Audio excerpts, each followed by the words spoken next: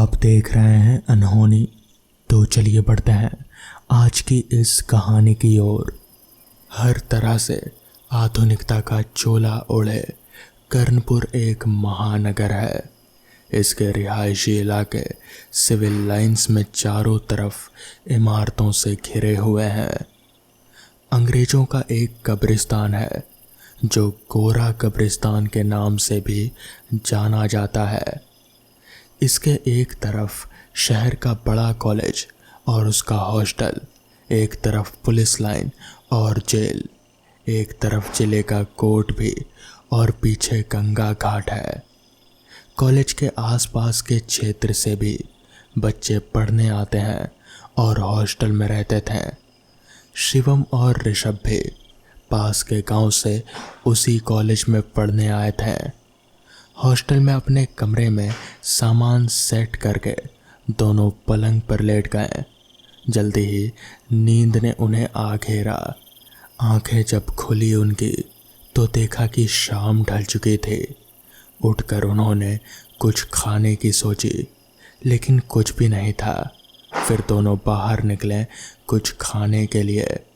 टहलते टहलते वो दोनों मार्केट पहुंच गए और एक होटल में पहले तो दोनों ने खाना खाया। फिर थोड़ी देर तक मार्केट में टहलते रहे। फिर दोनों टहलते टहलते गंगा किनारे पहुंचे और वहीं घाट पर बैठकर रात का मज़ा लेने लगे।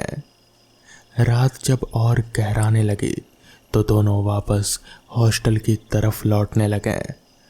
पुलिस लाइन से आगे बढ़ते हुए कब्रिस्तान पार कर वो लोग हॉस्टल आ गए। कमरे में आकर दोनों बातचीत करने लगे। यार कितनी अच्छी और बड़ी मार्केट है यहाँ, शिवम बोला। हाँ यार, एक से एक दुकान है और एक से एक बढ़कर होटल भी है। खाना भी अच्छा था और सस्ता भी, ऋषभ बोला। हाँ यार, गंगा किनारे तो मज़ा ही आ गया। ठंडी हवा के साथ बहता पानी, खोया हुआ सा शिवम बोला। शिवम, तुमने देखा कि ये हमारे हॉस्टल के बगल में चार दीवारी में कुछ है, लेकिन दीवार बड़ी ऊंची है, दिखा नहीं। शायद कोई पार्क है, ऋषभ बोला। हो सकता है, कल देखेंगे क्लास खत्म होने के बाद, शिवम ने कहा। दूसरे दिन दोनों सुबह जल्दी ही उठकर कॉलेज जाने को तैयार हो गए। कॉलेज में आज उनका पहला दिन था, इसलिए वो क्लास शुरू होने से पहले ही कॉलेज पहुंच गए। दोपहर तक उनकी सभी क्लास ख़त्म हो गई थी। थोड़ी देर और रुकने के बाद वो लोग हॉस्टल आ गए। दोपहर का खाना खाकर दोनों आराम करने लगे। शाम होते होते दोनों लोग जग गए, फिर अपनी पढ़ाई करने लगे। रात का खाना खाकर दोनों लोग बाहर घूमने निकले। घूमते घूमते फिर दोनों लोग घाट पर पहुंच गए और किनारे पर बैठकर ठंडी हवा का मज़ा लेने लगे। वापस लौटते समय उसी चार दीवारी के सामने रुककर देखने की कोशिश करने लगे कि आखिर ये है क्या। तभी उन दोनों ने देखा कि गली जहाँ से इसका मेन द्वार था, शायद वहाँ से कोई लंबा चौड़ा आदमी आ रहा था। यार, ये इतनी रात का पार्क में से कौन निकल रहा है, शिवम बोला। मुझे क्या पता, शायद कोई चौकीदार होगा। चल, हमें क्या करना है, ऋषभ शिवम को चलने का बोलकर आगे बढ़ गया। अरे तू अभी भी रुका है, अब उस आदमी से मिलकर ही चलेगा क्या? 2 कदम आगे बढ़कर ऋषभ ने फिर शिवम को टोका। चल रहा हूँ यार, कहकर शिवम भी ऋषभ के साथ हो लिया। दोनों कमरे में पहुंचते ही सो गए। दूसरे दिन फिर कॉलेज और हॉस्टल में ही दिन कट गया। रात को खाना खाकर दोनों पढ़ाई करने बैठ गए। काफ़ी देर पढ़ने के बाद दोनों दिन भर के बारे में बातचीत करने लगे कि तभी लाइट चली गई। गर्मी से दोनों का कमरे में बुरा हाल होने लगा, तो ये तय हुआ कि थोड़ी देर बाहर घूम कर आया जाए। टाइम देखा तो रात के करीब 2 बज रहे थे। दोनों हॉस्टल से निकलकर बाहर सड़क पर आ गए। अभी थोड़ा आगे बढ़े ही थे कि दोनों फिर से कल रात वाला आदमी देख लिए, लेकिन वो अब उस पार्क से बाहर नहीं बल्कि अंदर जा रहा था। लगता है ये इस जगह का चौकीदार ही है, समझा, और ये यहीं रहता होगा अंदर। लेकिन यार उसके कपड़ों से तो ऐसा नहीं लगता कि चौकीदार होगा। तूने देखा नहीं कैसे अंग्रेजों जैसे कपड़े पहने हुए हैं, और जूते भी। कोई भी चौकीदार ऐसे कपड़े तो नहीं पहनता है। शिवम ने कुछ आशंका जताते हुए कहा। यार वो चौकीदार ही है, छोड़ ना, तुझे क्या करना है, दोस्ती करनी है क्या, या फिर चौकीदार की नौकरी करनी है? ऋषभ थोड़ा खींचता हुआ बोला। नहीं यार, करना कुछ नहीं है, बस इतनी रात में उसे देखकर थोड़ा अजीब लगा। इतनी रात में कौन टहलता है? अरे भाई, गर्मी इतनी है, हो सकता है कि गर्मी की वजह से बाहर निकला हो हवा खाने के लिए हमारी ही तरह, ऋषभ बोला। शिवम ने हाँ में गर्दन हिलाई। तभी लाइट आ गई और दोनों वापस हॉस्टल लौट गए। ऐसे ही कॉलेज में बिजी होने की वजह से 3-4 दिन दोनों बाहर घूमने नहीं निकले। शनिवार को दोपहर में कॉलेज छूटते ही दोनों अपने गांव के लिए निकल गए। दूसरे दिन वापस लौटते लौटते आधी रात हो चुकी थी। दोनों जब पुलिस लाइन से आगे 4 दीवारी के पास पहुंचे तो उन्होंने देखा कि एक लड़की खड़ी हुई है उसी 4 दीवारी से सटकर। दोनों सोचने लगे कि आखिर इतनी रात में ये लड़की है कौन जो यहाँ इस तरीके से खड़ी है। उन्होंने देखा तो वो लड़की बहुत ही सुंदर थी। उसने एक लंबा फ्रॉक नुमा कपड़ा पहना हुआ था। उसे देखकर ही लग रहा था कि कोई अंग्रेज घर की लड़की है। दोनों जब उसके पास से निकले तो उन्होंने एक अजीब सी ठंडक को महसूस किया, लेकिन वो लड़की से बिना कुछ बोले ही आगे बढ़ गए। अपने हॉस्टल की गली में मुड़ने से पहले दोनों ने पलटकर उस लड़की को देखा, लेकिन वो लड़की अब वहाँ से गायब थी। दोनों को लगा कि शायद चली गई होगी। दोनों बहुत थके हुए थे, इसलिए कमरे में पहुंचकर सो गए। अब अक्सर रात में वो दोनों जब बाहर घूमने निकलते हैं तो कभी वो चौकीदार तो कभी वो लड़की उन्हें दिख ही जाती। कभी कभी रात में तो उन्हें 4 दीवारी के अंदर रोशनी भी दिखती थी और लगता था कि कोई अंदर है। कई बार दोनों ने सोचा भी किसी दोपहर या शाम को अंदर जाकर देखेंगे कि आखिर वो है क्या और कौन रहता है, लेकिन कॉलेज और पढ़ाई की थकान की वजह से उन्हें सही से मौका ही नहीं मिलता। एक रात फिर वो दोनों घूमने निकले तो उन्होंने फिर उसी चौकीदार को देखा।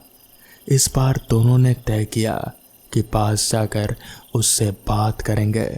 जैसे ही दोनों ने पास जाकर उस आदमी से कहा, अंकल अंकल जी सुनिए, वैसे ही वो आदमी गायब हो गया। अब तो दोनों की सिट्टी बिट्टी गुम हो गई और दोनों ने हॉस्टल तक दौड़ लगा दी। हॉस्टल पहुंचकर दोनों अपने कमरे में दुबक गए। यार वो क्या था? अचानक ऐसे गायब हो गया और कहाँ गायब हो गया? ऋषभ ने डरते हुए पूछा। मुझे लग रहा है कि कोई भूत था, तभी तो एकदम से गायब हो गया, शिवम बोला। मतलब हम जिस आदमी को देखकर चौकीदार समझते थे वो इंसान नहीं बल्कि भूत है। अभी भी ऋषभ डरते हुए बोला। हो सकता है, शिवम ने सोचते हुए कहा। अब तो पक्का कल चलकर देखना ही पड़ेगा कि आखिर वो जगह है क्या। शिवम ने आगे बोला। नहीं यार, मैं नहीं जाऊंगा, तू अकेले ही जाकर पता करना, मुझे डर लग रहा है, ऋषभ रुआंसा सा होकर बोला। अरे यार, रात में चलकर पता करने के लिए कौन कह रहा है, दिन में चलेंगे देखने के लिए। डर तो मुझे भी लग रहा है, लेकिन मैं पता करके रहूँगा कि आखिर वो है क्या। दूसरे दिन कॉलेज छूटते ही शिवम जबरदस्ती ऋषभ को लेकर वहां पहुंचा। ऋषभ, ऋषभ देख, यहाँ पर ये सब शिलालेख है, देख इस पर क्या लिखा है। शिवम बोला। शिलालेख पढ़कर शिवम बोला, यार ये तो कोई अंग्रेजों का कब्रिस्तान है जो 1750 में बना था और अब एक संरक्षित धरोहर है। क्या कब्रिस्तान है? मतलब हम कब्रिस्तान के बगल में रहते हैं और रोज इसी के सामने टहलते हैं? डरते डरते ऋषभ बोला, लेकिन यार यहाँ तो कभी कोई लाश को आते नहीं देखा हम लोगों ने। शिवम थोड़ा आश्चर्यचकित होते हुए बोला, चल इसके गेट पर चलकर देखते हैं, शायद कुछ पता चले। शिवम ऋषभ को खींचते हुए बोला। दोनों कब्रिस्तान के गेट पर पहुंचे तो उन्होंने देखा कि गेट पर भी एक बोर्ड लगा था जिस पर कब्रिस्तान खुलने का समय लिखा हुआ था, सुबह 10 से शाम 4 बजे। दोनों डरते डरते अंदर गए। देखा पूरे कब्रिस्तान में अलग अलग तरह की कब्र बनी हुई है। हर कब्र पर खूबसूरत चित्र या मूर्तियां बनी हुई है। पूरे कब्रिस्तान में एक खामोशी सी थी और उन दोनों के अलावा वहाँ और कोई नहीं था, लेकिन ऐसा लग रहा था कि वहाँ बहुत से लोग हैं। डर के मारे दोनों वापस बाहर निकलने लगे तो एक कब्र के पास एक बुजुर्ग को देखा। शिवम ने पास जाकर उस बुजुर्ग से कब्रिस्तान के बारे में पूछा, बाबा ये कब्रिस्तान में किसी को दफनाते नहीं है क्या? नहीं बेटा, इस कब्रिस्तान में सिर्फ अंग्रेजों की ही कब्र है और सरकार की मनाही की वजह से किसी भारतीय को इसमें नहीं दफनाया जाता। आज़ादी के 1 साल बाद से लेकर आज तक कोई भी नहीं दफनाया गया। वैसे भी 800 कब्र के बाद अब यहाँ जगह भी कहाँ है किसी को दफनाने की। इसी वजह से इसे सरकार ने अपनी धरोहर के रूप में शामिल कर लिया है और जो भी टूरिस्ट आते हैं उनके लिए ये खुला रहता है। उस बुजुर्ग ने बताया, बाबा क्या यहाँ भूत प्रेत भी रहते हैं? हमने रात में कई बार सूट बूट पहने एक आदमी को देखा जो अंग्रेज सा दिखता है, और कई बार तो एक अंग्रेज लड़की को भी देखा है इसी 4 दीवारी के आसपास। कई बार इस कब्रिस्तान के अंदर से रोशनी भी आते देखा है, लगता है जैसे कोई अंदर रहता है। शिवम ने कहा, बाबा कल जब हमने उस अंग्रेज से दिखने वाले आदमी को अंकल कहकर पुकारा तो वो गायब हो गया। ऋषभ अपनी बड़ी बड़ी आंखें कर कर बोला, बेटा मैं यहाँ रहता तो हूँ लेकिन मैंने खुद तो कभी नहीं देखा, लेकिन कुछ दिन कभी कभी कब्रिस्तान के अंदर से बहुत लोगों के होने का एहसास होता है मुझे।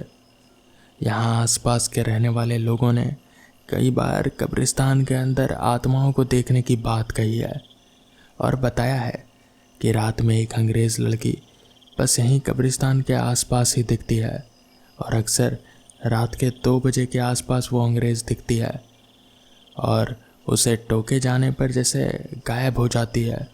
वो आदमी भी ऐसा ही करता है, लेकिन किसी का कभी कोई वो लोग नुकसान नहीं करते हैं। वो एक अंग्रेज गवर्नर की आत्मा है जिसको आज़ादी के संग्राम में क्रांतिकारियों ने मार डाला था। उस बुजुर्ग ने बताया, ऐसा कैसे हो सकता है बाबा कि आपने कभी उस अंग्रेज़ लड़की और उस अंग्रेज़ आदमी को नहीं देखा? शिवम आश्चर्य से बोला, जबकि आप तो यहीं रहते हैं। वो इसलिए बेटा कि मैं बस दिन भर में ही यहीं रहता हूँ और रात को यहाँ सो जाता हूँ। कहते हुए उस बुजुर्ग ने बगल वाली कब्र की तरफ इशारा किया और उन दोनों ने जब कब्र को देखा तो दोनों डरकर बुजुर्ग की तरफ मुड़े, लेकिन वहाँ वो अब था ही नहीं। दोनों वहाँ से सिर पर पैर रखकर भागे। वो कब्र लेफ्टिनेंट कर्नल स्टीफन की थी और उस कब्र पर उसी बुजुर्ग की मूर्ति बनी हुई थी जो ऋषभ और शिवम से बात कर रहा था। उसकी मृत्यु सन 1750 में लिखी हुई थी। वो कब्र उसी के नाम और उसकी मृत्यु के बाद ही बनी थी और पहली कब्र भी उस कब्रिस्तान में उसी की थी। तो दोस्तों, ये थी आज की पहली कहानी। तो चलिए बढ़ते हैं आज की दूसरी कहानी की ओर।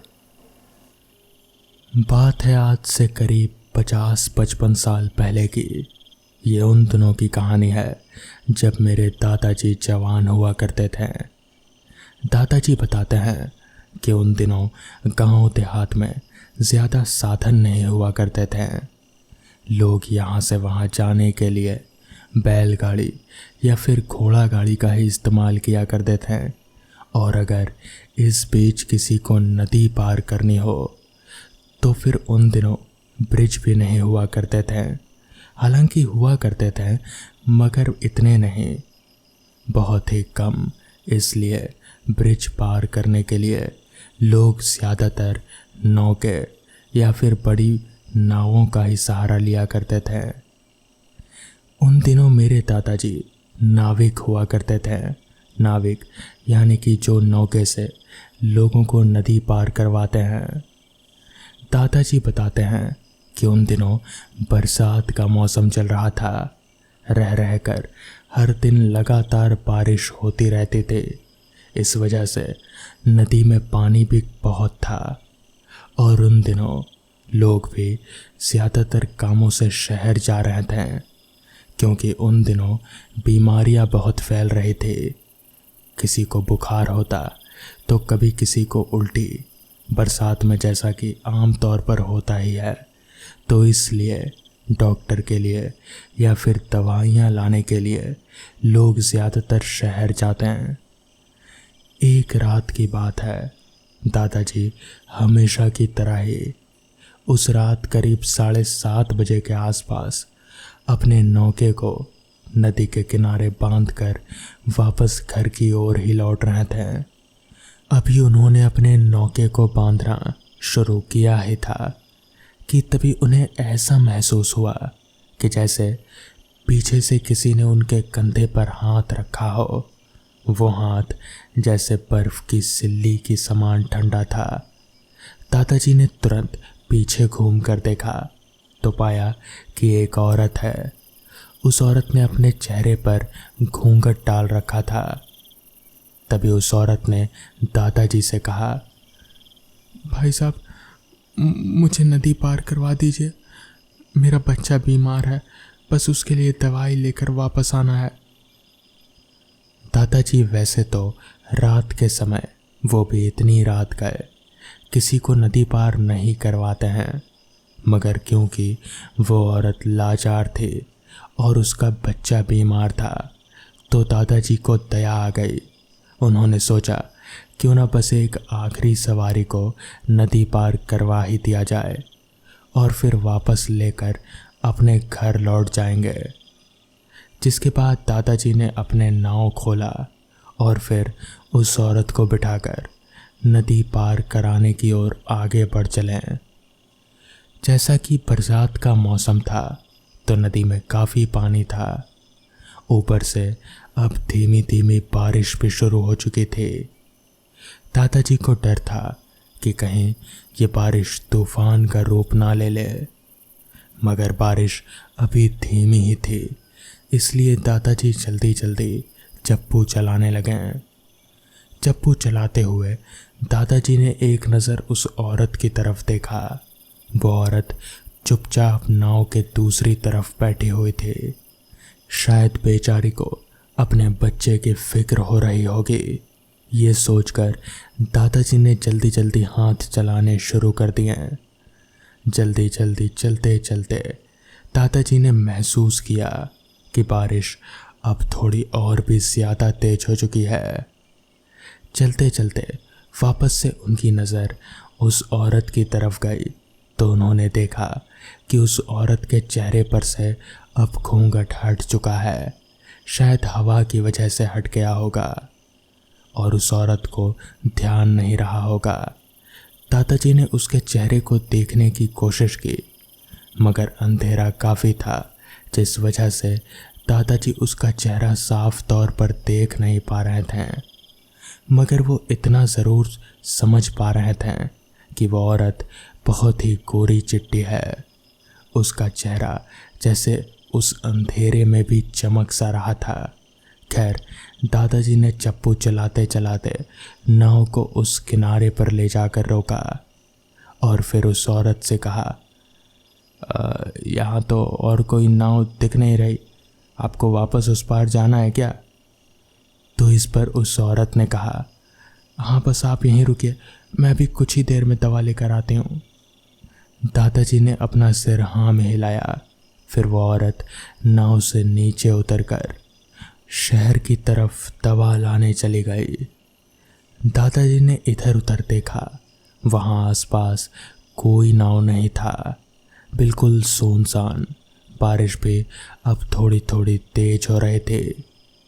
उन्हें डर था कि अगर बारिश बहुत ज़्यादा तेज हो गई तो फिर उन्हें सर बचाने के लिए कोई जगह ढूंढनी पड़ेगी, और यहाँ आसपास तो कोई घर भी नहीं दिख रहा, सिर्फ एक घाट है। खैर, कुछ ही देर में वो औरत वापस आ गई। उन्होंने वापस से दादाजी को चलने को कहा। दादाजी उस औरत को लिए वापस से अपने गांव की ओर चल दिए। इस बार ऐसा महसूस हो रहा था कि जैसे वो औरत थोड़ी अजीब सी लग रही हो। उसका चेहरा भी कुछ अजीब सा हो गया था। उसकी आंखें उस अंधेरे में भी जैसे चमक सी रहे थे। दादाजी को समझ नहीं आया कि आखिर ये कैसे हो सकता है। एक इंसान की आंख चमक कैसे सकती है? उस औरत की आंख धीरे धीरे लाल पर लाल होती जा रहे थे, जैसे कि लाल बत्ती जल रही हो। वो बत्ती की रोशनी, या फिर ऐसा कहें कि वो आंख की रोशनी इतनी तेज थी कि उसके सिर पर घूंघट होने के बावजूद भी उसकी आंख दादाजी साफ तौर पर देख पा रहे थे। दादाजी को अब कुछ ना कुछ गड़बड़ लगने लगी थी।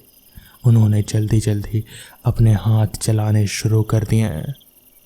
तभी उस औरत ने दादाजी से कहा, आपको डर नहीं लगता? इतनी रात गए आप नाव चलाते हैं? तो इस पर दादाजी ने कहा, नहीं, मुझे डर नहीं लगता।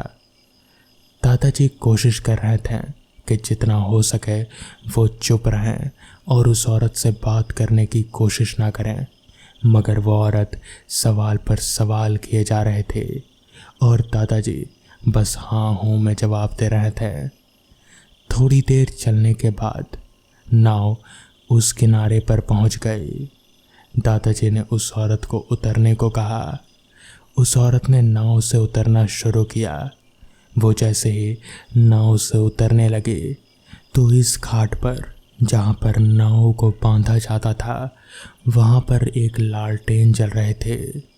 दादाजी ने उस लालटेन की रोशनी में उस औरत के पैर देखे तो दादाजी के जैसे सर से पैर तक उनका पूरा शरीर कांप गया, क्योंकि उस औरत के दोनों पैर उल्टे थे, यानी कि पीछे की तरफ मुड़े हुए थे। मगर दादाजी ने उस औरत को ऐसा नहीं जताया कि वो उसके पैर देख चुके हैं। वो बस चुपचाप वापस से अपना नाव बांधते रहें। नाव बांधकर उन्होंने वापस पीछे पलट कर देखा। वो औरत वहाँ पर कहीं नहीं थे, मगर वहाँ पर दादाजी के पैसे नीचे ज़मीन पर पड़े हुए थे।